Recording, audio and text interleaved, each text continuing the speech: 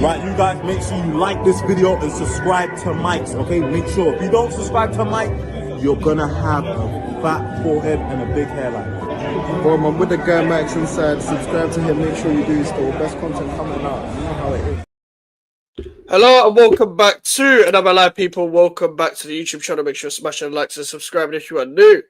And we are here for our first match preview of the night, West Ham United versus Arsenal, people.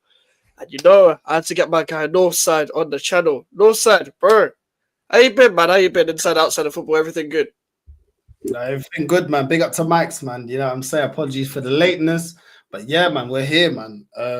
Yeah, all good, man. You already know my life is good outside of football, innit? You know what I'm saying? Yeah. That one. We're both in pain for different reasons, innit? But love having me on. Yeah, very, very different reasons for sure. Very, very different reasons. But there's always a brink of a crash out coming, like, as we all know of our clubs, especially because the antics of our clubs, man. Oh my days. They're moving I feel like we're moving similar ways, but in very, very different regions when it comes to the league and our targets and shit like that as well. But like this is the narrative I'm hearing throughout the whole time. It's like the last two games at the Emirates, West Ham have won, so you got a good chance and all of this and all of that. But bro, I'm not trying to hear all of that. But from your perspective, like coming up again in this game, obviously you've had a tough start. You've now got one. Now you've got to win against Newcastle. You're not actually that far behind Liverpool. You're second again. Funny enough, the jokes write themselves. But like, how you been feeling about this season? Does the win against Newcastle give you any more hope than you might have had before? Nah, we've been trash, bro. I'll just keep it real. We've been trash. You know what I'm saying? Like, I just keep it honest. Like, we don't know what midfield we're gonna see. We don't know what the approach of the game's gonna be. It just seems like when we go up against Leeds or Olympiacos, we put the handbrake down. But when we're going up against other teams like Liverpool and Man City, we lift the handbrake up. Obviously, Newcastle, it was a bit more of what I wanted to see Eze in a 10, but I can't trust this manager to consistently make the right decisions. And that is shocking with a manager that's been here 6 years, that he doesn't understand what his strongest 11 is. So I don't know if we're going to sit back and try to hit you on a counter, or we're going to take the game to you like we did against Newcastle, with Trossard having numerous opportunities, Eze having numerous opportunities. I just feel like I'm not really here for the excuses when it comes to this manager, because he has the players to play attacking football and then shut up shop when he needs to. Do you know what I mean? So we're still yet to get the best out of the number 10 that we bought in Eze and Gyökeres as well. I mean, maybe you lot feel the same with Falkrug, where maybe you're not getting the best out of him, but we don't feel like we're getting the best out of Gyökeres. And that was a sign that we've been screaming for, to get a top striker. So I'll be real with you. I expect us to win the game, but the problem is I just feel like there's too many inconsistencies when it comes to this manager. I'll be real with you, bro. Like, I can't tell you how we're going to set up, bro. Yeah, like I feel like with the Gyökeres thing, especially, is like I don't think stylistically it made sense. Like, just I know like getting a striker makes sense, getting a striker with goals makes sense, but I feel like someone like Gyökeres, the areas he likes to get into, it feels like it either gets in the way of a lot of your players, or your players just don't find him. And obviously, he's your first person you had down the centre that's actually running it behind now. So your wingers are going to have to get used to that, instead of being the guys that are just going to run down the line and maybe get a goal for themselves or whatever. Or when they're crossing in the box, they've actually got to hit an aerial threat rather than just hitting an area like they had to do with like a Havertz or Jesus dropping deep or whatever, bringing the wingers in. So I feel like when Gyökeres, he loves like the ball down like the inside left channel quite a lot, and I feel like that gets in the way of some of your players. But you're going to have to adapt to him, because if he's the bagsman that he's meant to be, which I'm sure like he'll get better as time goes by, but if he is, you got to adapt to him. Because I've always been of the guy of like, you got to adapt to your striker no matter how much he plays. If he ain't the guy that actually fully fits into your system straight away, because if he fully fits into your system straight away, it should be a problem. But your striker is the one that's meant to score the goals, and this is going to see a lot of like, how many creative players do you actually have in your team? Like, barring the fact you brought Eze in, how creative are the wingers really? That's what we're going to see with Gyökeres, because like someone like a Saka, he's used to be the one that's stepping up and assisting. Like Martinelli, I don't really know what he is anymore. Trossard, you never know. But like now you got Eze, that should really take the brunt of things. That's why you needed a creative player and a goal scorer. But I feel like if you also had a left winger as well, surely that would take the pressure off Gyökeres. Surely that would take the pressure off him in a sense, because if you had Saka, Gyökeres, and a left winger, it's not like one person is being relied on for all the goals. You got three people. You got three people that are combining. But has the left winger thing hindered you? Do you think, even though Martinelli's contributed, Trossard's been starting recently. Trossard got a weird like new deal, even though it's just a wage rise. Like, what's that all about? I think the biggest hindrance to this club has been the manager. I'll be real, like, because when you talk about we've got Eze, we've also got Ethan that can score and create. We also got Skelly that a lot of times when he does the inverted role, he creates a lot as well for this team. He is a natural midfielder that's been held back, just like Zinchenko, forced to play left back, like we did play him against Olympiacos. We've got Dowman that can create, that can win us penalties. Do you know what I'm saying? And we're not utilizing him as well. And I'm not really hearing this young player thing, because this fan base told me that this was a youth project. Yeah, when we got young players that we actually believe in and we actually think that can develop to be top players, all of a sudden it's not a youth project. We've got to protect them. We've got to give them limited minutes. But they weren't saying this when it came to Saka. You know what I mean? They weren't saying this when we had Theo Walcott. Did you remember that into the team? He was very young and got into the England team and was playing him. Do you know what I'm saying? A lot of games. So I just feel like if you're good enough, you're good enough. Fabregas as well, after coming off of the Invincibles, Fabregas took over as well. And look at how he developed. I think players have to be rewarded with minutes, whether they're young or not. And I understand that, look, Dalman is very young, you know what I'm saying? But at the same time, why is this guy getting less minutes than players like Martinelli and Trossard, players that we're trying to get rid of in the summer? Doesn't make sense to me. If you're trying to get rid of certain players, why are those players that are not part of your future getting more minutes than players that are supposed to be part of our future? And like I said, when it comes to Dalman, I know he's younger than Ethan and Skelly, but he still deserves more minutes than what he's been given. I think the last game he came on in the 89th minute. That's not good enough for a player that was our best player in pre-season. It doesn't make sense to me. Like, give him at least 30 minutes. I'm not even calling for him to play 90 minutes. Give him 30 minutes. Give him enough minutes to affect the game. You know, Ethan last season was performing really well against Preston North End and Bolton. And then how was he rewarded? Odegaard gets injured and we're playing flipping DMs in number 10 instead of playing Ethan. Like, but Ethan was performing as a 10. It's like he was the natural second number 10. And it's like, I feel like Dalman's getting the Ethan treatment. Ethan is not being rewarded enough. Like, I know Lewis Skelly played really well last season, but it's like Ethan was scoring goals last season. Do you know what I'm saying? He was creating opportunities, and it's like, what's his reward? Bench. Trossard has more minutes. Martinelli has more minutes, and it's just like I don't really understand it, bro. I just feel like it's not. Yes, our left hand side is a problem, but we see Saka play on left in previous games and score on the left hand side, and I've been calling for Saka to go left and play Ethan on the right. But people are like, no, even you can't move Saka. It's like, bro, like, why not? It makes him less predictable. Do you know what I mean? And that's the thing that just frustrates me, bro, because I just feel like the manager has so many options there and he picks the wrong options, constantly playing Trossard on the left-hand side. He was rubbish against Newcastle, didn't take his opportunities, and he was wasteful against Olympiacos. And then if you start Martinelli, he starts him always on the wing. He only brings him off the bench to play centrally. And it's like, we can see that centrally, Martinelli, he's a threat centrally as a striker. So all these issues, they're solutions, but this manager never finds the solutions. He will continue with his favorites. And that's one thing that I think infuriates a fan base. When you've done, fans can look and say, do you know what? Yeah, same as West Ham, Arsenal, whoever you support. We support the club long enough that we can see certain experiments that work and don't work.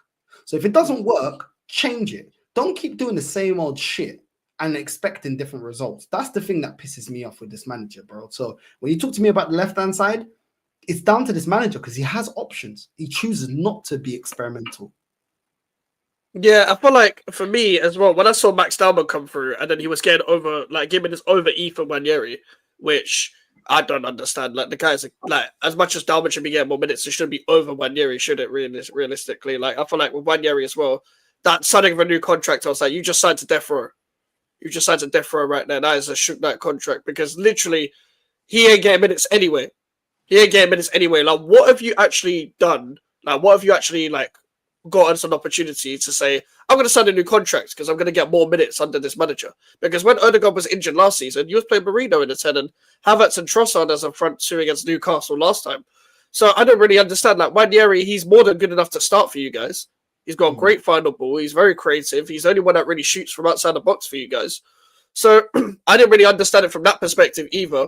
When Max Darmony's 15, so I'm like, cool, whatever. He should be getting more minutes, but it's like, we'll see, like, more when it comes to judging him. But I'm like, if you signed Eze, for example, to start him as your left winger signing, then yeah, you make no sense. Arteta makes no sense because, like, I saw against Forest and he played well there. Eze can play on the left, but he's not a left winger. He's good in the 10. He's actually probably, I don't think he's your best 10. Low key, just because, like, Odegaard has the best final pass, but I feel like Eze has the best link up, like, with his strikers individually. Historically, every time he's been with a striker, he's found a relationship very quick. And just in general with other creative players, with other ballers on the pitch, Eze's quicker with that. But Odegaard, his game can become predictable, but you can also argue that Odegaard's become predictable because of the football you've been playing. Again, comes back to the manager. Like, I think to be fair with some of your signings, I think your fan base have been very happy with it due to the fact you've got Berta in and, like, probably been more active than usual. But what have you made at the start of your new signing so far? Do you expect things straight away because it's like you're going for the title? You ain't got really time to bed people in like that, or is it a case of like I'll bed certain people in depending on their roles in the club? Because I think Zubimendi started well. I think Mosquera started well from an outsider perspective. Zubimendi's not been to the level. With my fan base, they were telling me Zubimendi's better than Partey. So when you already put him up there, I'm expecting him to hit the ground running. Just based on the hype of the fan base. And you know my fan base get really excited, bro. They get really excited. So it's like, when you're saying that the fan, like, Zubimendi's as good as Partey, I'm expecting at least Partey level or higher. And the thing is, he hasn't been as good as Partey. Like, Partey, I see Zubimendi losing the ball, getting yellow cards, positionally all over the place. We didn't get this with Partey. And this is why I said we should re-sign Partey and not allow him his contract to run down. But when you're looking at Gyökeres looked better at Sporting. When you look at Eze looked better at Crystal Palace. This is not good enough because they're at stronger teams that have spent more money. And how is it that we're not getting the best out of them? And for me, it's just unacceptable, bro. It's unacceptable because we have not adjusted the way that we play to fit Gyökeres. And it's like, this manager, I'm going to draw this comparison. This manager won an FA Cup with Aubameyang. Could Aubameyang drop in deep and link up play? No. What was Aubameyang good at? Feed him the ball in the box and he'll score. That's what Gyökeres is. So with the worst team, you won an FA Cup with Aubameyang that couldn't play the false nine, couldn't drop in deep and link up play, was literally a fox in the box. Now, years on, you've got a better overall squad, which we do have, but you can't figure out how to get the best out of Gyökeres. That goes down to the manager, bro. It's not acceptable. We brought this guy in to be the final piece. We didn't buy this guy to take in time. And even when people want to say, oh, but Gyökeres is new to the league. Well, Eze ain't. And I'm still not seeing Eze playing in a 10 week in, week out. I'm seeing him. The manager's saying, oh, he can play in the left, he can play in the right. Nah, bro. Play him in the 10. And then people are like, oh, but he was a left 10 at Palace. A left 10 and a left winger is two different positions, bro. It's not the same job. Yeah. Do you know what I mean? So it's like the fan base are just, listen, I like Gyökeres, but it's like, Mikez, bro. Does Haaland have to drop in deep to receive the ball? Or does Cherky and flipping Reinders have to find him and Foden have to find him? They have to find him. You don't get a player that doesn't have the ability to do those jobs. You get the best out of what you have. Haaland is no Aguero, so they shifted the way that they play. We don't shift the way that we play. Gyökeres to receive the ball, he only receives the ball when he's drifting on the left or when he drops in deep. And technically, he's not there, bro.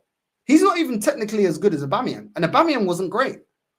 So it's like, bro, feed them the ball. When he makes the run, feed them the ball. We played that counter-attacking football in 22-23 season. So why can't we do it now? We did it in 22-23. So why can't he do it now? And it's like, this is my frustration with this manager. It's like, bro, this guy would rather accommodate for Havertz, Odegaard, players that have been 2 years not playing to the standard that we need. He'll accommodate. But when it's Gyökeres, we're not accommodating. But this guy received a trophy, received an award at the Ballon d'Or, bro. So why would you not cater to him? Is Havertz getting that? Is Jesus getting that? Make sense. It doesn't make sense, bro. Yeah, so like I understand that as well. So do you think that the criticism of Gyökeres again is warranted then if you think it's more the manager? Like, because it's a big signing. It's at Arsenal. It's a striker. He's always going to get that criticism. Both, Like a big six club. both. Both, yeah, fair enough. It's shared Newcastle, blame. yeah, because Newcastle game, Eze played in the 10, he got opportunities, he didn't score. Olympiacos, he got opportunities. He cut in on his right and he skied it. You got to at least work the goalkeeper. You've been brought in to take the burden of scoring goals at Arsenal off of Saka. Why are you not at least working the goalkeeper? So before I was looking at it, yeah, the system, 3 DMs, I was saying, yo, he's getting no service. Now that you're getting service, you're not converting your chances. But at the same time, Max, we understand football, bro. When you go to a new club, you need to build chemistry and relationships. What relationship is he bringing with flipping Moreno in the 10? What relationship is he going to have? What link-up play is he going to have with 3 DMs in the midfield? That's what we've been doing for the majority of the season, bro. So I can see how he's frustrated and not expecting the ball, because when he's calling for the ball and making runs, like against Liverpool, dropping the shoulder, losing Konate that's in bad form, he's not receiving the ball, bro. Do you get me? So I feel annoyed for him, because at the same time, I'm like, bro, this guy is making runs, we're not finding him. Then when we're finding him, he's like, yo, I didn't expect it, because this manager will change the lineup. Do you get what I'm saying? So I feel sorry for him, bro, because I just feel like the striker hasn't come into an environment to get the best out of him. But it's the same with Eze. Eze. It's true. And I think the big problem with Gyökeres is like Arteta's never really worked with a number 9 since Aubameyang anyway. And you're actually working with a similar number 9 to Aubameyang. And they like to get in the same areas. They like to make the same runs. They like to get the same positions to shoot. And then since then, you've had Jesus, Havertz, and Marino up front. Maybe it is just... I was saying this the other day, though. Maybe the system isn't meant to cater towards a striker. Like, the way Arteta plays. That's why I think it's more of an Arteta problem. It's just not meant to cater towards a proper number 9. Because you see the way Marino and Havertz aren't good enough to win Arsenal a league. But they seem to be benefiting more of whatever this system is meant to be. This, like, bullshit 6-foot player system. Whereas, like, Gyökeres is a proper striker. He wants to run him behind all the time. And to be fair, I'm seeing it. You're trying to find him, but it's like half the time you're ignoring him and switching it to the other side. And I feel like he's suffering the Haaland effect, where Haaland even suffers this sometimes, where he doesn't even get the service he actually wants at City, which is dangerous in itself, because look at how much he can score. But he doesn't always get the service he wants. But what I feel like trying to work around a proper number 9 is something these players are going to get used to, which is why I feel like it's a bit more important to go a bit more attacking in your midfield. Because there's no point having Rice in the 8 alongside Odegaard or whoever's going to play there to feed Gyökeres, because Rice ain't going to pass to him. Rice had never been a guy to pass through to someone else, because he was never that player. He was never that player. So maybe it's time to go like an Eze Odegaard midfield, Eze Wanyeri midfield. Don't you think, like, go a bit more attacking in the midfield, or do you think switch it up, maybe play it as a pivot, whatever it is, go Lewis Skelly left back maybe? For me, Eze in the 10, Odegaard in the 8. Odegaard in the double pivot with Rice. That's what I say, because Zubimendi's just not done what I expected him to do. And I feel like go all out attacking. When we've gone attacking, we've looked more convincing. Olympiacos, Newcastle. Do you know what I'm saying? When we've gone ultra defending, Man City drop points. Liverpool drop points. So it's like, come on, man. This team, bro, when this manager created this team, yeah, when he got his players in, the best you've seen Arsenal was 22-23 season, when it was all out attacking. But now you can shut up shop.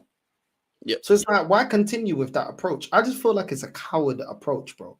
It's a coward approach, the way this manager faces certain games. And I just feel like you can do that, but like this pragmatic approach, what did it do against PSG in the Champions League?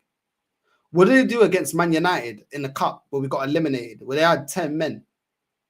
Do you know what I mean? You look at it and you go, bro, knockout football, you're not going to win anything. And when you go into the cups, there's must-win games where you've got to be the team imposing themselves. And he's too scared to do that, bro. And for me, it's not good enough, Mikes, bro. It's not good enough for me, bro.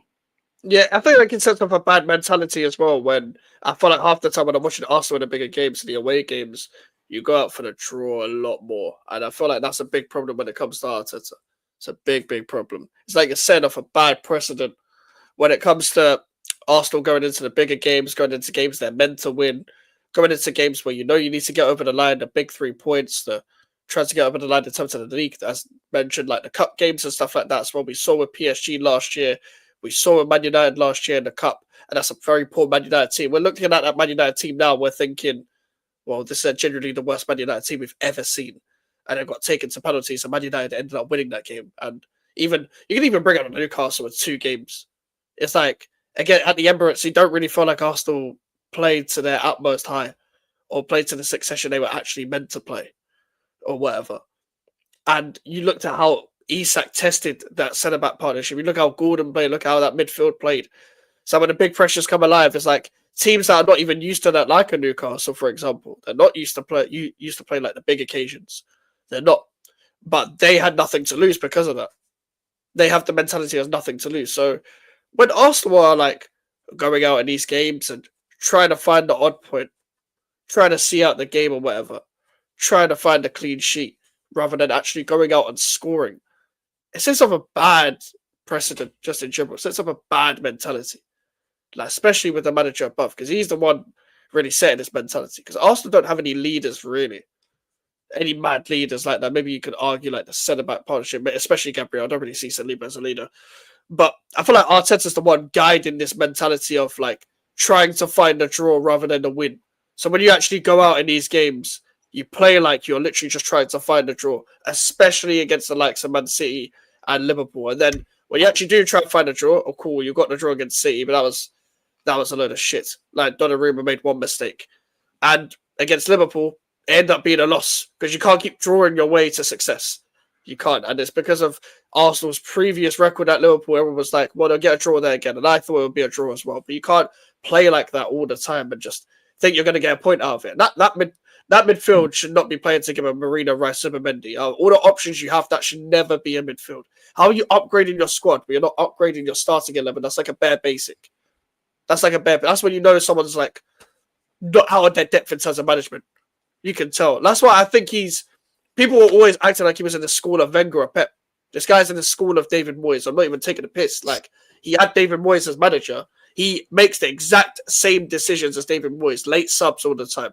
Go to the 3-man solid midfield. Sit back in the bigger games. Likes a smaller squad because he can't handle a bigger squad. When he wants to change the style of play that's out of his realm, it doesn't work. It makes the team worse.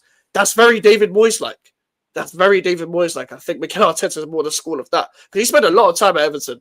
So he must have learned more of his principles there. Because I'm sure he was at the backstage of Wenger's era. Wenger even wouldn't make those decisions. Like, some of the decisions that Arteta making, even Wenger wouldn't do. If you had prime Wenger now, probably would have won at least one league by now. And you don't want to Wenger out. Let me ask you, Mike, yeah? Who's better, yeah? Aubameyang or Gyökeres? Aubameyang or Havertz? Aubameyang. Who's better, Van Persie or any of these strikers that we have? Van Persie. Who's better, Fabregas or Odegaard? Fabregas. Who's better, Alex Song or any of the DMs that we got right now? Alex Song. Who's better right now? Who should we go for? Alexis Sanchez or any of the wingers? Alexis Sanchez or Saka? I'm still saying Alexis Sanchez. But he had limited money, he had to pay off the stadium. And I'm not talking about the Invincibles, and I ain't talking about the team that won in 02, and I ain't talking about the double winning team. I'm talking about the team after that. Do you know what I'm saying? Like, who's better, Cazorla or Declan Rice in the 8? Cazorla, by far. Haleb, Rosicky. Do you know what I'm saying? Like, the list goes on. This is why I'm not standing for this, because I've seen this club be restricted in terms of money and still recruit better players. And now I'm seeing all this money, and yet he's doing what Wenger did in the last 10 years, but worse. Because Wenger was getting top 4, losing his best players, and he was still winning FA Cups. I don't even win FA Cups anymore. That's true. That's very true. You don't even go and win the cup yourself, the mentality that you should have, which is why I think you're past the point of if you win a Carabao and FA Cup now, it's enough. Because the whole point of winning, like a Carabao especially, because it's in the middle of the season, is to sell the mentality. Not be like, you waited 6 years for a Carabao Cup, because Wenger did more than that. Wenger didn't even win the Carabao Cup. He won bare FA Cups. Like, he won like 3 in a row or some bullshit. but he finished 4th, so he wanted him out. Now Arteta's doing that, and worse and less. Like, I don't see it. I think the problem is though, it's a new way. It's either like the new wave of your fan base, like the younger lot, the people that are younger than me, that are kind of setting off the mentality online, but also some of the people that probably wanted Wenger out have probably not kept the same energy, I'd imagine. But I don't know that whether there's people that exist like that or not. Do you reckon the people that wanted Wenger out aren't keeping the same energy as they did with Arteta? Of course they're not. Of course they're not, bro. Because you can't want a manager out, yeah? That's losing his best players, that doesn't break his transfer record, that is getting FA Cups, but then all of a sudden a manager that in 6 years, we don't even lose our best players anymore, bro. Gabriel signed a new contract, Saliba signed a new contract, Saka's going to sign a new contract, bro. We don't even lose our best players anymore, and yet we can't achieve. Do you know what I'm saying? Like, look at the money that we're spending on wages, bro. We got Havertz as our highest earner, bro. Man like Havertz, bro. We got Jesus as our second highest earner, bro. That's embarrassing, bro. And yet we can't. So we're spending the money. You know what I'm saying? 15 million a year. Wenger was being paid big money, but he won three Premier Leagues. He won multiple FA Cups. So it was warranted based on what he achieved in the game. This manager's got 15 million a year. I think he's like the 3rd or 4th highest paid manager in world football, bro. What is the excuse? What's the excuse, bro? This manager's going through multiple flipping goalkeepers, yeah? We had Martinez here, bro. A World Cup winner. Yeah. Do you know what I mean? There's no excuse, Mike, no more. Do you know what I'm saying? Like, there's no excuse, bro. This guy's been able to overhaul his team. And do you know what? Do you know what's actually saved Arteta? I'll tell you what the secret is saved Arteta. What? When he bought Fabi Vieira and Lokonga, he can replace them with Zubamendi and players like Odegaard and players like Eze. Another club, let's say like Spurs, if they buy a player, how long did they have Ndombele for? Had to make it work. Had to make it work. Do you know what I'm saying? Other clubs, yeah, when you buy players, you can't just get a replacement like that. This guy, by Trusty, got rid of him. Kivio got rid of him. Zinchenko trying to get rid of him. Trossard now trying to get rid of him. Do you know what I'm saying? Nketiah gave him a new contract, got rid of him. Is able to get Havertz and Jesus. You know what I'm saying? Like, Reece Nelson didn't give him a chance, even though I don't think he was good enough. Marquinhos bought him, got rid of him. Now then he got Sterling, now he's got Madueke. This guy's been given money, bro. What he does is he fucks up and then he goes and gets a new toy. But at other clubs, you can't do that. It's just because we got the spending money. Think about it. Where's the evolution of other players, bro? We've been talking about Odegaard regressing in the last 2 years, bro. We've been talking about Martinelli and Trossard regressing as well since they come to this club. Most of these players are regressing, bro. Yeah. Not evolving. They're regressing, bro. Do you know what I'm saying? It's just annoying, bro, because it's like any other club, bro, you'd have to deal with the players that you bought in, bro. You ain't going to just keep replacing them. He bought Calafiori, yeah? Now he's got Hincapié. Why? Because Calafiori is not good enough defensively. But then Zinchenko wasn't good enough defensively. All of these players he bought in. If you're at West Ham, if you're at Spurs, if you're at flipping Crystal Palace, you got to make it work, bro. Man ain't putting down that amount of money and then saying, oh, well, I need another player. Our checkbook has been allowing this manager to fuck up and then replace. Because most of the fuck-ups here that he's selling right now are players he bought in, not players that inherited. Yeah, I feel like when I look at Arsenal's players, in terms of the guys that have been there for a few years, the only ones I can really say that have improved is only Gabriel, because he's been next to Saliba, even though before then, we were talking about Gabriel as like he has a bozo gene. But also, we ain't seen, I guess we could say Timber, but we ain't seen him long enough to say that he can improve. Everyone else has either regressed or gone sideways or have not developed. Like Saka hasn't developed as a player. Saka's been running to the ground. Lewis Skelly, we'll see. The 1 year he's not playing. Declan Rice has people like I had support of Arsenal fans basically saying that Declan Rice looks like a changed player at Arsenal. Declan Rice is doing the exact same thing at Arsenal, but he's improved at set pieces. He couldn't take a set piece at West Ham. That was it. He had good technique. We could see it, but he wasn't like doing no pinpoint crosses. That was the only thing I'll say. And other than that, in his general play, I'd argue he's got worse. The only reason why we talk about Declan Rice in patches now at Arsenal is because he puts on the odd masterclass where he actually does what Declan Rice does. and then we don't talk about him again because he doesn't actually perform as well as he should at a so-called better team, because Arsenal haven't used him properly. Like, you've been using Declan Rice so far in the final third, I think it's unreal. Like, nobody signs Declan Rice to play as an 8. Nobody signs Declan Rice to play in the left of a 4-3-3. Nobody does that. Like, what have you made of Declan Rice since you signed him? Do you reckon that's been more of a flop or a success?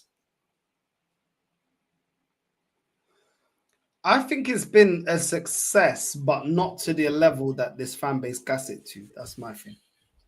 Like, it's been a success, but when they want to talk about McAllister, Gravenberch, Lavia, flipping Caicedo, he's not on that level.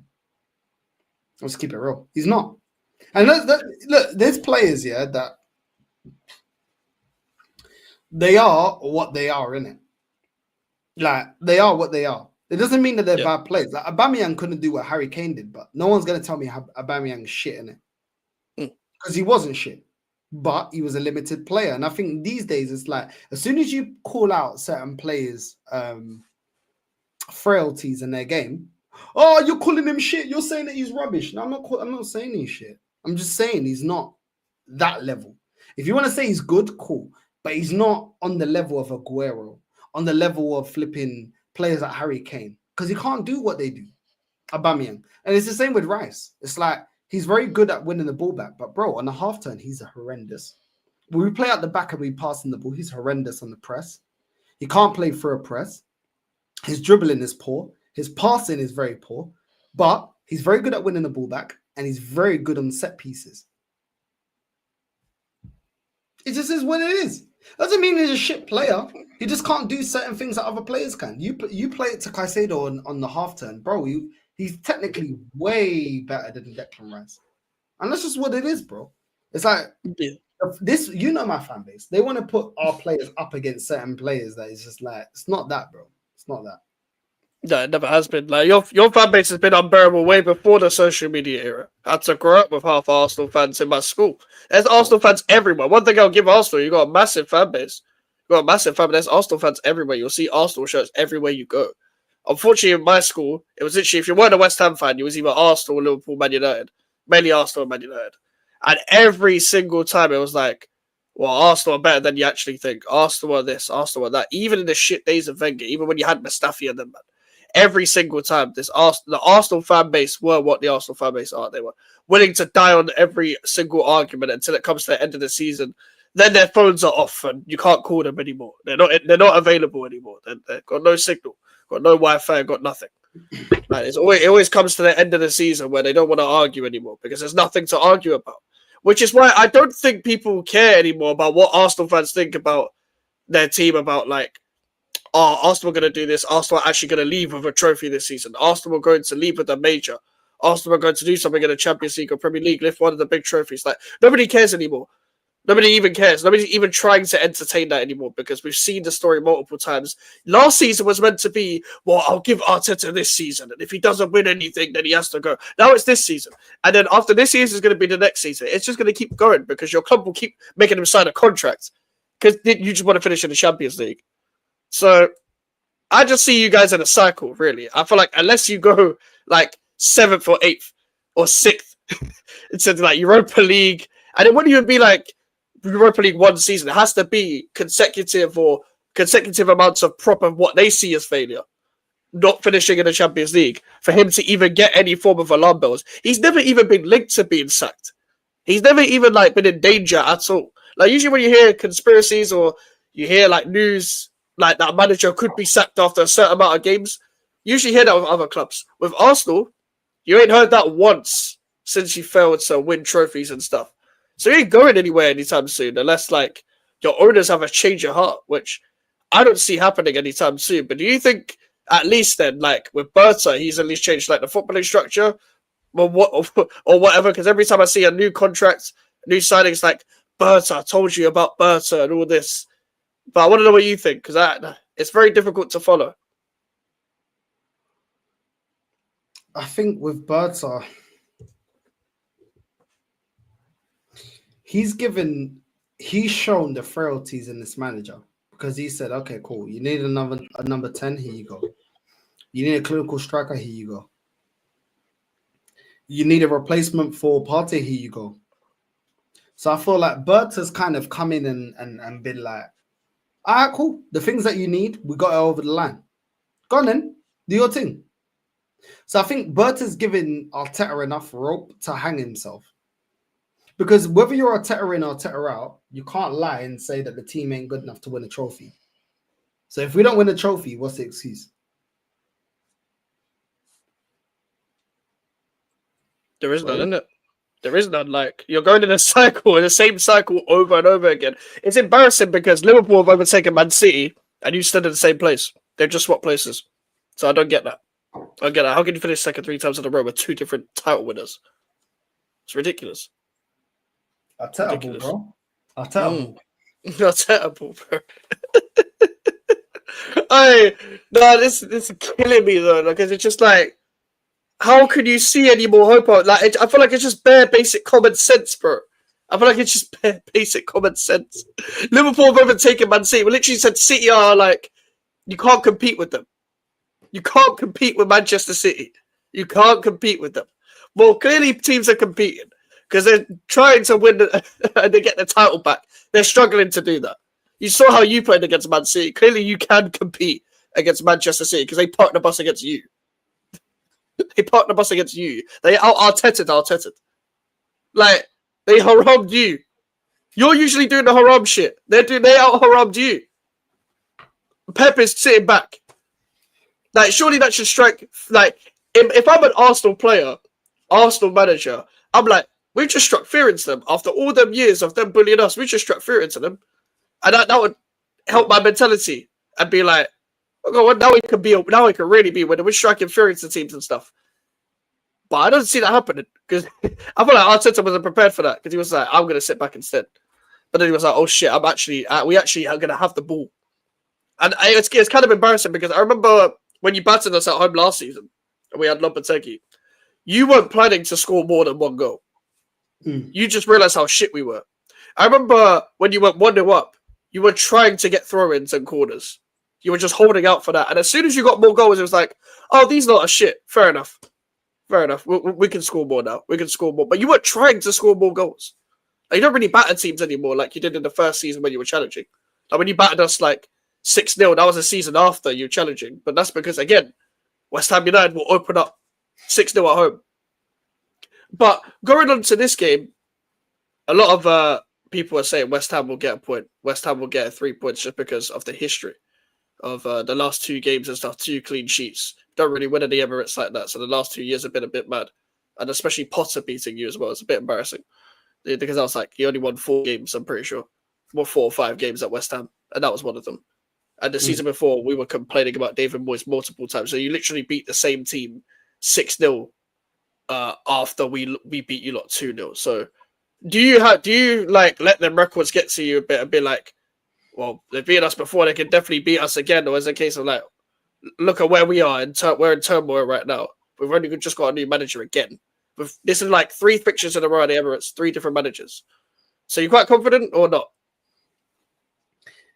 Nuno likes to attack, innit? So if you want to attack, then we'll definitely win the game.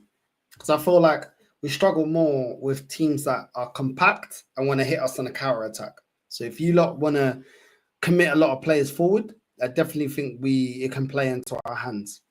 So it all depends on how you approach the game. If you look to frustrate us, you could probably get a point. If you want to open up, then we can hurt you on the counter. You know, Martinelli off the bench, Trossard off the bench can be dangerous as well. Do you know what I mean? So it just really depends on how you approach the game with Nuno. With Forest, he liked to attack. He liked to open up a little bit and play for the 3 points. So it really depends on how you approach the game, bro. I'll be real. Yeah, because against Everton, we sat back. So I'm assuming we're going to sit back again. Because Nuno, I don't know, like he prefers, from what I've seen, to go for the draw more than the win. Which is not, I don't mind starting to play like different styles of play and shit. I don't really care about defensive football. My whole point is like the mentality is a mentality issue for me. Like I feel like the more you go on a run without a win, you should be going out to win the next game. You should be trying even more to go out and win the next game. Where I feel like these type of managers that cool, you can be pragmatic, But if there's an opportunity where you see blood, go out for the win. Go out for the win. But I feel like he's the kind of manager to take an attacking midfielder off for a defender or for a more defensive midfielder, be more astute at the end. And I'm like, you only really need to do that if you're winning. If you're not winning, there's no point because a draw doesn't really do much. Like when a team draws too much, they usually lose their grip in the league. They lose their grip in the table and usually get overtaken and stuff like that as well. So I'd say we're probably going to sit back quite a bit, to be honest. And that's what's worked to us in the past couple of games against you guys, especially because like I feel like when you guys coming up against the low block, especially, you camp everybody into our half sort of thing, and then we can open you up. But we actually need to take the few advantages that we have when we actually get there, because unless it's Bowen, there's no one else that's clinical in our team. That's why we've won. That's why we won last time. We scored one goal. We scored one shot because you gave Bowen space. You can't give Bowen space. It's the best player we have. Goal scoring wise, running in behind, taking on your defenders. Calafiori had a mare that game, and then Lewis Skelly came on and had an even worse game because he got sent off. Then we had Kudus then, but we've got Somerville now, so it's like we've got pace in behind. But what would you say from an outsider perspective? Who would you say is like the biggest threat towards you going into this game? Like as a West, like from an opposition point of view, like one of the West Ham Bowen, players. it's got to be Bowen, bro. It's got to be Bowen. And like you said, I feel like this manager, as soon as the opposition got a bit of threat, we tried to nullify the threat. Obviously, you guys playing Somerville. I like Somerville. I actually think he's a very good player. I think he's just held back in a poor system, a poor West Ham, a poor squad. That maybe Nuno can get more out of him. Do you know what I'm saying? Like he got more out of the wingers at Nottingham Forest. So I feel like it just depends. He may be a little bit more cautious because of Arsenal and the fact that, you know, if you give us too many free kicks or too many corners, we can potentially score. But I don't expect him to be brave against us. And I think that's to his detriment. I think it's the same with Liverpool. If you go up against Liverpool like Palace did and play those diagonal balls and just direct, you can cause them trouble. And I think with Arsenal as well, like even against Man City, we played a high line. Even though we're playing very defensive with the low block, we play a very high line defensively. So there was space in behind for Haaland. And you can see within 8 minutes, he scored. That's because it was leaving space in behind because we were playing the line way too high. So it really depends. I feel like with Arsenal, if you're brave, you definitely can get a result. But if you play into our hands of being, I think really playing into our hands is opening up and trying to win the game. That kind of leads into us hitting you on a counter attack and potentially getting a free kick or a corner, or going through on goal if we bring on Martinelli. Because if he comes on and he plays centrally, he thrives on space in behind. Do you know what I mean? So it's one of them ones. But at the same time, we go within our shell. If you get that goal early, you've seen Arsenal go within their shell and be a little bit more pragmatic. So it really all depends on how you approach the game, bro. I feel like your best approach is to attack us, but then also be conscious of our counter-attack and trying to draw fouls.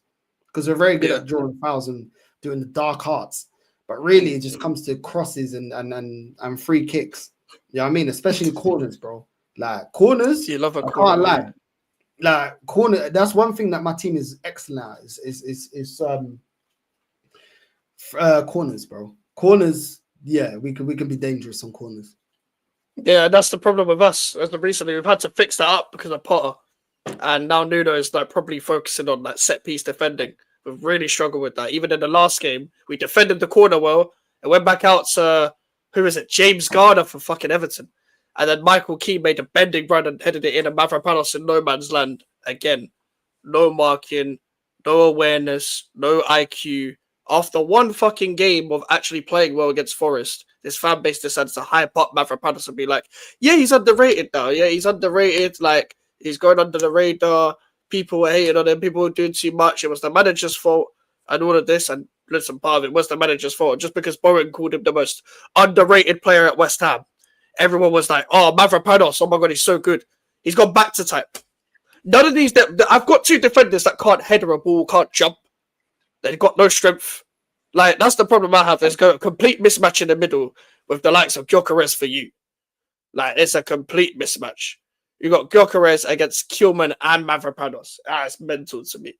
So defending corners are going to be a big struggle. Big struggle. Because we ain't got, I'm trying to think if we got a tall team. We got a tall team. We got a tall team. Like Magassa, Diouf, Kilman, Mavropanos, Paquetá's tall. If we got Fulkrug in the team, he's tall as well. And yeah, Kilman, Mavropanos, Diouf. That's 3 defenders that are tall enough. That's a tall enough team to defend. Like you don't even need like a tall team to really defend a corner like that. You just need people that are gonna mark and leap. That is the bare minimum. So when a corner is going back out, I don't know why our players are just standing and not closing people down when they're crossing the ball. That's a big problem. That is a massive problem that I have, especially at West Ham, because I feel like it's the bare basics of football. Like, I don't know what Potter was doing in training when he was here. When he was here, I have no idea what he was instructing some of these players to do when it comes to defending, especially. It's just like, are you alright? Are you actually okay? Because it comes to a point where it's just like, bro, it's the bare basics of football. You can do all this stuff like keep the ball on the pitch and stuff, passing sideways, not really creating much, but you're still keeping the fucking ball. And then all of a sudden a corner comes in and you just prone to it straight away. Like, he was very even lucky that we even scored against Palace. He still got sacked. When we scored straight away, we scored a corner ourselves against Palace, and then we conceded basically straight away to Tyrick Mitchell, of all players, who never scores any goal. So coming up against Arsenal, we were like, it's obviously going to be Declan Rice on corners as well, which you'd like to think eventually that this guy's going to have a good game at the Emirates against us, because the last 2 times he played against us at the Emirates, he had 2 fucking disaster classes. He was clapping our fans, and our fans were like, fuck off. Get the fuck out of here, fuck off. And even though we actually like Declan Rice, we're just giving him shit for the sake of it.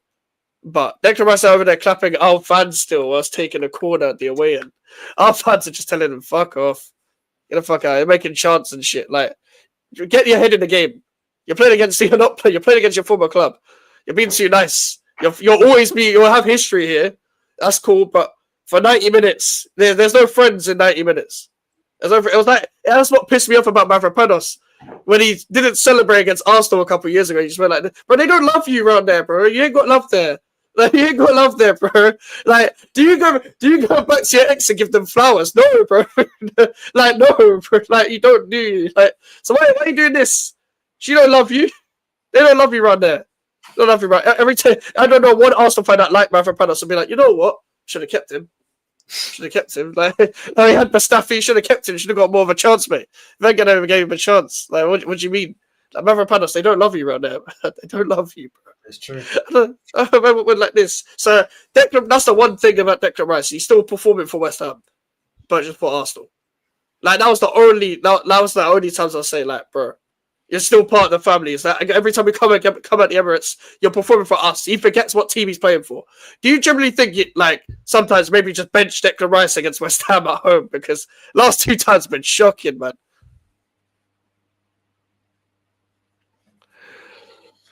Do you know what? Who do I bench him for right now? If I had Partey, it'd be a different conversation.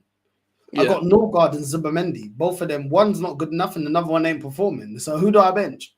That's the truth, though. Like, who do I bench, bro? Like, do you get what I'm saying? So, true. You can't go with Zubamendi as a Odegaard midfield. It's long, bro. Listen, Mike, bro. You know it's long, bro. I'll see you at Carnival, innit? You know what I'm saying? It's long, bro. I'll see you at Carnival, bro. I've never seen such a contrast from a person, bro. North side at Carnival, North side again after Arsenal, bro. It's the biggest contrast. But it's common sense, though. It's like football and non-football. Like, when we met up for Carnival, do you see me like this? No, not at all. What am I doing at Carnival, bro? You're live on the party, bro. You're live on your Xavi scanning everywhere, bro. Picking up different profiles of players, bro. That's what you're doing. Every profile of player was completely different. So, like, you literally lied to me as soon as I met you. no football talk. I'm like, bro, you think I want to talk about football? You think I want to? We're just Yeah, talking about gal. I'm like, yeah, Mike, what legit, kind of gal do you like? You know what I'm saying? legit. Mike's already knew. Do you remember when we linked up? Yeah, we linked up the last night, the last day. Yeah, and we was there. Yeah, we're just. I'm like, yo, let me go get Maggie. Whatever. We're trying. You were telling Mike was like, yo, I got like 3 Maggies. I had 4 Maggies. Something like that. I had a this, I had a that. I'm like, yo, Mike, you're lit. I'm like, bro, I ain't even had breakfast. He's like, yo, I'm ready. Bro, all of us happy, bro. Not talk about football. All of us happy. Mike, if you want to see Mike's his happiest, yeah, and me, my happiest, carnival, bro. Carnival. Yeah. All of us are happy, bro. Man came out with his flag. Man just repping everything blessed, bro. Yeah. Like, what is it? The flag is still there. It's right behind me on the fucking boxing ring, bro. It's right behind on the boxing thing. It's right behind there. Because literally, second day of carnival, I woke up at the fuck knows like 6 or 7, bro. I linked up with Jay, and then fuck it, I was there. I bought 4 magnets from the corner shop straight away. I was like, fuck it, 2 on a few on the train. Let's go, man, and let's go. And then I gave a couple to Jay. Actually, I bought 6. No, I bought 6 because I was like, I need 4 to myself. I knew I was gonna have to share, so I was like, 4 to myself. Let's go. And Jay had nothing on him. I was like, nah, it's a rookie error. Have a magnum. Yeah, have a magnum. And then as soon as we got somewhere, wherever train station it was, we're like, let's go buy more. Let's go buy more. Let's find a corner shop. Let's go buy more. So we didn't reach Notting Hill yet. We did not reach anywhere near Notting Hill. I was already done. I was already done for, bro. I was me in my element. I was me in my element, bro. I was like, there's music, there's alcohol, I am there. Anywhere with music and alcohol, I am there. And like, people don't talk to me about football. Like you got Lewis kept saying Chelsea every 5 seconds. They had just beaten us, bro. They had just beaten us 5-1. And I've got to go and see Lewis like the 2 days after. I'm just like, fuck's sake. That was when life peaked this year. Fucking carnival, bro. That was my first carnival, bro. So that was like carnival, bro. I'm telling you, even when I moved to Spain, I'm coming back just for carnival, bro. Just for carnival. I swear, you have to. You have to. That was an unreal. Because I've always wanted to go. And it's just like a perfect break from football. Friday night was West Ham. Saturday it was just me and myself. I had time to myself. Sunday, Monday, carnival. I was like, okay, this is what it's about. I don't remember half of that day. And I still think it was a good day. I don't remember half of that second day at all. I don't remember half of it. I saw Jay's vlog. I saw myself. I was like, oh shit, that's me. Oh shit, that's me. Like, oh shit. Like, but like that's why like Magnum's like the perfect drink to stay drunk on though, because I don't throw up. I'm just waved, and I'm just like, I'm not bothering anyone, bro. Magnum's the one, bro. Magnum's the one, but everyone that tries Magnum, I told you, it's better than beer, bro. It's nice. It's way bro. better, yeah. It's not as strong as like vodka. It's not as harsh as whiskey. Magnum's nice, bro. You just stay on a nice vibe. You know what I'm saying? I know it's a little bit expensive, £4 a bottle or whatever, but you get a couple of Magnums, but you're good. You're active. You're still about. You still know your senses. It's better, bro. It's the only remedy to this football bullshit, bro. Honestly, like that's why I started drinking during watch-alongs, especially if we're not playing on weekdays. I'm like, fuck that, bro. I am not watching this club sober. I will not watch this club sober. I refuse to watch this club sober. I cannot be bothered. I'm drinking before the game. Fuck this. I'm like, I am straight drinking. You cannot make me do another season of this shit sober. You cannot make me do this after the shit I've been through. I'm like, no. Like, life is hard enough as it is. On the weekend, when your football team is shit, alcohol. Like, what? Like, this is what you save money for, to drink your life. Like, what do you mean? Like when I'm going to Boss Man, and it's just like, yeah, same again. That he doesn't even need to ask me what do I want. He knows what's going on now. So the last 2 months have been like, yeah, I'm straight on a Magnum straight away. Like even before a concert, I'm like, I'll pre-drink. I'm going to a concert, I'm pre-drinking. You know, Magnums before that, bro. Magnum on the way to the train station and shit. Like I'm there. I'm there because I am not buying a beer inside the West Ham Stadium. I am not buying a beer at Westfield. Unless I'm at a pub, I'll buy it. That's it. That's the only time. But I'm not buying a beer inside West Ham. I'm not lining up for 15 minutes at halftime. I come out, get my beer, go to my seat, walk like 100 stairs to get to my seat, come down and see that West Ham are conceded. I'm not doing that. I'm not doing that every game. I'm not doing that. I'm not lining up just to see West Ham concede. I'm not doing that. I am pre-drinking. You could not allow me to watch this sober. I've got drinks prepared. I've got Magnums on deck in my room right now for the watch along tomorrow. That is me. That is me sorted for the weekend. For the weekend. Like, I refuse. I'm gonna, because I'm not even gonna wait until we concede. I'm not waiting until we concede. I am drinking before kickoff. I will, as soon as the watch along starts, this drink straight on the drink, because I'm not confident. I'm not confident. I don't believe in records. I don't believe in like records having like some form of involvement in your next game when you're facing that certain team. Because we had a good record against Tottenham at home. We lost 3-0. We had a good record against Chelsea at home. We lost, what, 5-1? We had a good record against these guys. We used to have a good record against Villa and Fulham. They didn't beat us until 2013, until David Moyes decided to be David Moyes, and we lost to both of them. We lost to both of them. Like, we lost to Villa away, lost to Fulham at home. Good records don't mean shit. Like, even our bad records, like, just carry on. Apart from when we won at Old Trafford for the first time in my lifetime. The first time in my lifetime we won at Old Trafford. Last time we won at Old Trafford before last season, I was 3 years old. Carlos Tevez was playing. Carlos Tevez is a mess now. He's definitely drugged up now. He's probably on cocaine and everything. Like, that was a long time ago. That was a long, long time ago. All the bad records stay as bad records. All the good records, we don't have a good record anymore. We're not anyone's bogey team. Chelsea used to think of us as a bogey team at our ground specifically. Not in general, just our ground. Because when we go Stamford Bridge, we get rolled over anyway. Even the good West Ham teams. This is why I can't be bothered. Because it's just that, why do people expect me to be happy and predict a win? Why do you expect me to predict a win? We've won a game. The only game we won this year, this season, was against Nuno. It was against Nuno. Potter beat Nuno. Like, and we replaced Potter with Nuno. People want me to be excited. Like, this club, yeah, it's the biggest load of PR that they've done is the fucking media team. It's the media team. They've really upped their PR this year. Before Sunderland, it was like, we're all ready for the new season. It was like, do you know what? They do this bullshit, yeah, where they zoom into the players' faces and it's just a black and white shot and them looking into the camera like they're serious. We lost to Sunderland 3-0 after that. And then next week, it was like, ready for our first London derby of the season. Oh, we've got Chelsea at home. We lost 5-1. Before the Tottenham game, it was like, ready for the game. It was a zoom into Walker-Peters and Somerville and whoever. And then we lost that one 3-0. So the media team need to fuck off, disrespectfully. Like, disrespect, whoever the admin is, whoever the editing team is, you need to fuck off. Like, in the most disrespectful way possible. You think I give a fuck if you get furloughed? I do not care. Because you are trying to mislead the fan base into positivity. Just to be like, get behind the team, guys. You think I don't support the team just because I'm negative? Like, it's common sense. It's common. I don't support this. I would rather you just win every game and I don't have to complain. I've got my feet up. I've got my feet up. I'm ready. I'm ready to be entertained this week because I know my team are sick. I'm ready. But I have to complain because what the fuck have I got to compliment? And I'm great youth this season. Somerville. Bowen's always going to be good. Like, bro, it's literally all it is down at the break, full time at the London Stadium. They don't even say anything anymore. Sometimes they don't even put a caption on when we lose a game. They don't even make a caption anymore. They've run out of captions. They've run out of default captions. They've run out of PR captions. All they just say is full time at the London Stadium, scoreline.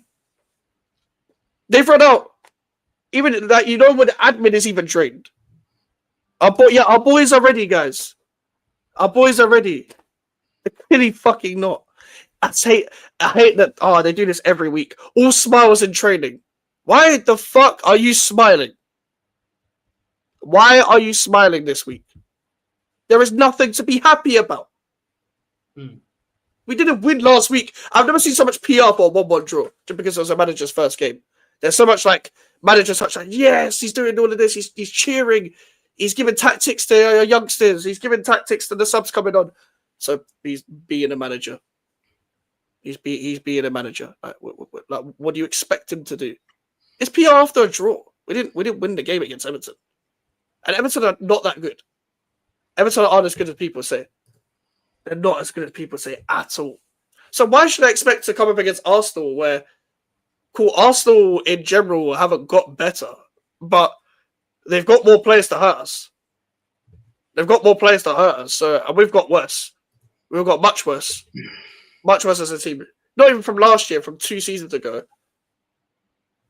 I'm not. I don't see a win. I do not see a win at all. Like I don't see a win. I don't see a win. I just don't see us like trying to take advantage of Arsenal's deficiencies. It's a difference between sitting back and hitting them on the, or sitting back on, or whatever, hitting them on the counter and whatever. But when you're actually on the counter, you got to get bodies forward to support them. There can't be just 3 people running. That's what we did last time. Just 3 people running on their own, trying to run into space and flopping. Fuck this. Fuck this. Honestly, just fuck the season off.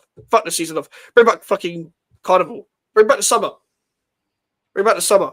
Fucking October already. You're telling me I've got to wait 9 months to like get back into the summer again? I can go on holiday next year and shit. Fuck that. I need to save up money now. I might as well try to do something in January or some bullshit. I can't put up with this shit. Can't put up with it. It's actually probably a fucking blessing we're not in Europe. Don't have to play 3 times a week. It's just one time a week. So you can't ruin my weekdays. You can't ruin the middle of my week. You're gonna ruin my weekend. Oh man, there should be like Carnival should be a week. Carnival should be a week. Holidays should be longer. The summer should be longer. Because why do I have to put up with this in October? We're already in October. It's like the season starts. It's like everyone's getting used to the new season. All of a sudden, 10 games in. Like, I said when West Ham would be in a relegation battle a long time ago. A long time ago. That's what I don't get. That's what I don't get about this fucking club. It's like I can predict everything that's going to happen. But it's like, no, you'll be fine. West Ham, you'll be fine. Will we? Well, why is it always will be fine? No, you got Bowen. That's one man. Like it's not Bowen FC. If when one man is scoring goals in your team, you're a relegation battle team. I am generally looking at like Burnley and Leeds and Manchester United and be like, lose today so we can actually survive. Like, because Man United are down there whether people like it or not. Man United are fucking down there. They're down there for a reason. But Northside, score prediction. What's your score prediction for the game?